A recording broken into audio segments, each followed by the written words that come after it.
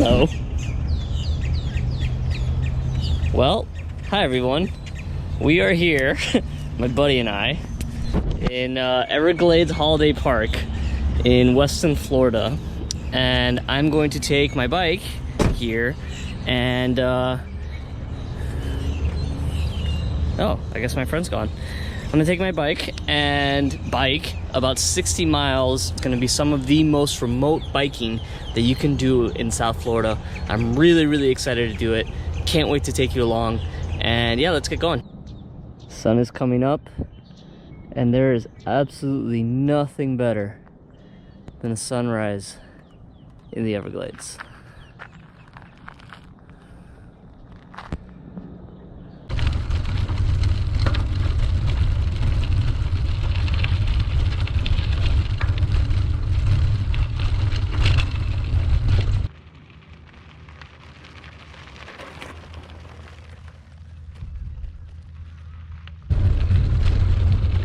Coming up on an intersection now called Donnell Lane, and just to the left here, you'll see it in a second, if you travel back that way out east, you're gonna get to an old Gladesman camp where you can take airboat rides. But from here on forward, it's gonna get pretty remote. There's the intersection. So I expect the next 12-13 miles or so will probably be the roughest ones of the ride. I stopped for my first snack of the day. I'm gonna be stopping about every 45 minutes or so to fuel up, just because this is a long ride and I'm gonna be going through a lot of carbs and a lot of electrolytes. But take a look around. It has been a gorgeous ride. Maybe about a mile and a half ago, I saw my first Everglades otter ever. It was way bigger than you'd think it would be. Unfortunately, I couldn't get it on camera because by the time that we noticed each other, she ran off. So that's unfortunate, but I've seen a lot of wildlife so far. Snail kites, I'm looking at one right now. You probably can't see it, but it's over there. All sorts of finches, herons, egrets, turkey buzzards. Basically, all the wildlife in South Florida is here in the Everglades. The levee has lowered somewhat so that I'm more flush with the sawgrass and other vegetation around me. It's absolutely gorgeous out here. I am so happy. As predicted though, the trail is rougher out here just because it's not very well traveled. So usually, like when I'm road biking, I've got my PSI on my tires, my pounds per square inch, at around 110. Right now I have it at 45. And honestly, I could lower it a bit more just to make the ride a little less bumpy.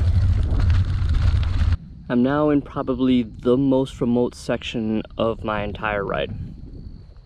There's a pretty good chance that if you draw a circle with a diameter of about 20 miles with me in the center, I'm gonna be the only person in that entire area.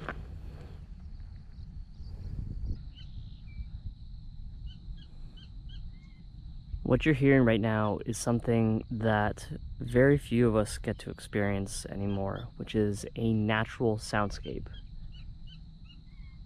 So all around me, I can hear different bird calls, frogs, insects, occasionally a grunt from an alligator.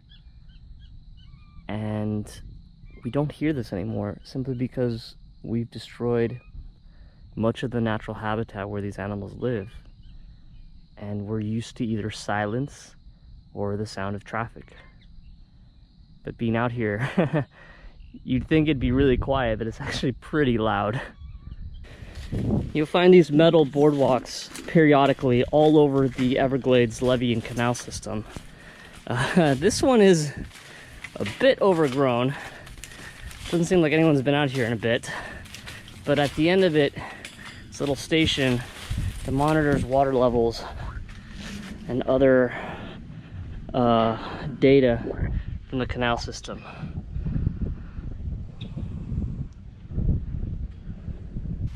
I'd like to introduce everyone to the world's most useless gate. It's just in the middle of the trail, as you can see. There's no trespassing sign. There's nothing indicating why this would be here. Luckily it's padlocked, so you know it's safe, but yeah, I don't know. I think they need to beef up their security for whatever they've got behind this gate that they want to protect, because yeah, that wasn't too hard. I figured out what that high security gate over there, you can just see it over here, is protecting, and that's this massive mound of dirt I'm standing on. But I'm not complaining because they're using it to smooth out the canal path, which makes my ride much easier. And also, it gives me a spectacular view.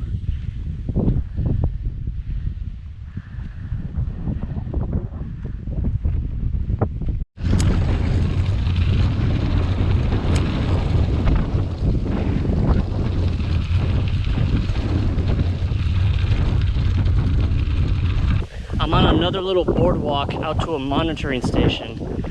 But what I wanted to show you is directly ahead. This is a hardwood hammock right here. So you see all these trees here, all these trees and shrubs, as opposed to the sawgrass and other marine plants that you see surrounding it. These little highlands, they're called hammocks, as I said, are incredibly important to the Everglades, to the local fauna, because most of them can't survive just out in the middle of the water. So animals like deer and bear and foxes and the Florida panther all rely on these islands to live on and to raise their young. I'm riding right through the middle of a hardwood hammock, which you can tell by, because you can see all these low trees and shrubs surrounding me. It's beautiful. I am now done going southwest on the L30 Levee, and I'm turning east on the Tamiami Trail Levee, and right into the teeth of 20-mile-an-hour wind. So these next 10 miles are going to be not that much fun. This is the Flight 592 Memorial, and it's a very solemn place because back here in the 90s, Flight 592 crashed in the Everglades, and all on board were lost. And here are all their names, and you can see that people still come by here and leave toys and flowers and trinkets and even beer. It's a very sad place. Be thou at peace.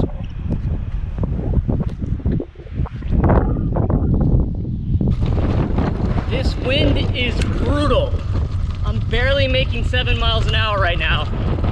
The only upside is that at least it's tamping down the mosquitoes, gnats, and God forbid the deer flies, which are the worst.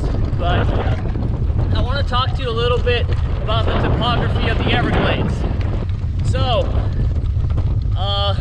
basically, the Everglades is a very slow-moving river, moving about 2-3 miles an hour, flowing from north in Lake Okeechobee down all the way to the southern end of Florida. And on one hand, I'm very happy that these levees exist, because that means I get to explore these environments. But on the other hand, they act as walls, as barriers to the free flow of water south. And that creates ecological disasters in the Everglades. So to the north, my left here, what tends to happen is that there's too much water, it floods. While on the southern end, it's very susceptible to drought.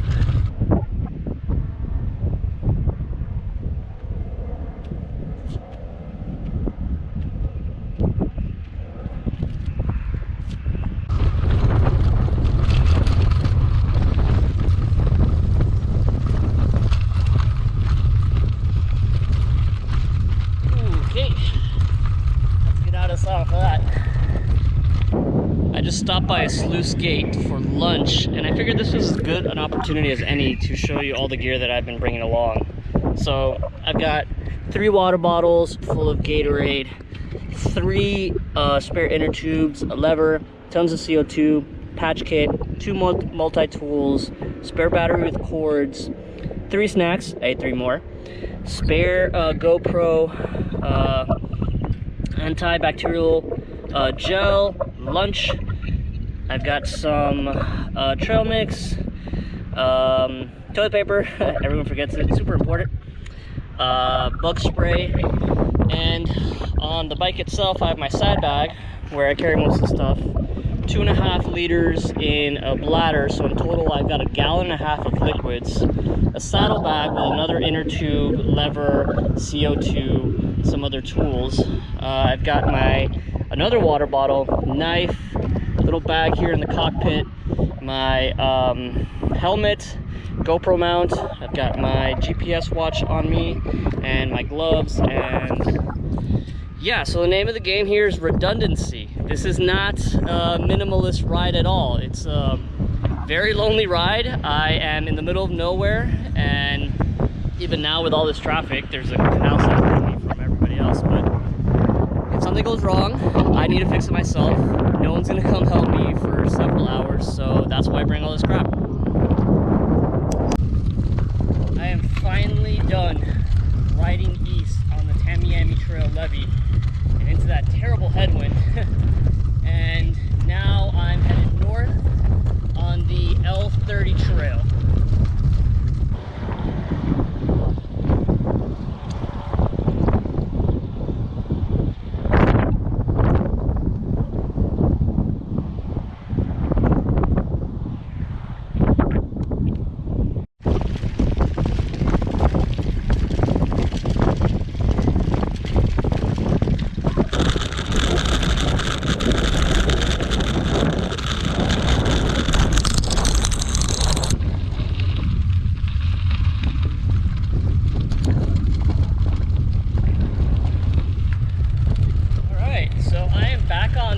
Road. I don't know if you guys remember this, but 7 hours ago, way down over there, about 20 miles west, I passed the end of this road, and now as I'm closing the circuit on my ride, I'm passing the eastern portion. But actually, I'm not going to take this road. I have to go down this levee right here to make it to my car. Now that I moved away from the highway, it's so nice just to have a little bit of quiet again. Oh, I made it! 60 miles through some of the Everglades' most remote gravel paths. Still in one piece. Well, that was a hell of a ride. Definitely not for inexperienced riders. It's can be pretty rough in some places. And it was relatively cool out, around 75 or so degrees, and yet I still drank most of the liquids that I brought, almost 1.5 gallons. Luckily didn't have any mechanical issues at all, not even a flat tire. That's why I love this bike. It is not very fast, but it gets me to where I need to go. But I hope you enjoyed the ride. I certainly did, and I'll see you around next time.